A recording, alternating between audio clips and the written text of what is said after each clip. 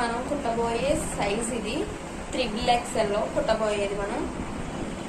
దీన్ని కొంచెం ఈ కొలతలతో మనం XXL మనకి కస్టమర్ వచ్చి చిక్స్ వర్క్ బ్లౌజ్ వచ్చింది ఇచ్చారు. అలాగే దీనికి కట్ వర్క్ సారీ వచ్చింది. అలాగే దీనికి మనకు కావాల్సిన 5 మీటర్స్ క్రేప్ లైనింగ్. ఈ సారీని అయితే మనం ఈ పక్కన రిఫరెన్స్ పిక్ పెడతాను. XXL లో మనం ఆ మోడల్లో కుట్టబోతున్నాం చూడండి.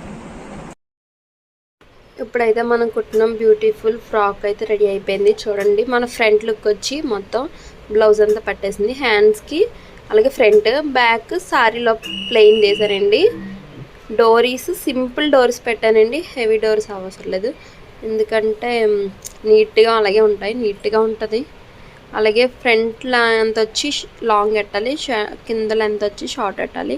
కట్ వర్క్ పోకుండా మొత్తం సారీ కట్ వర్క్ అంతా కింద మంచి మోడల్ వచ్చిందండి.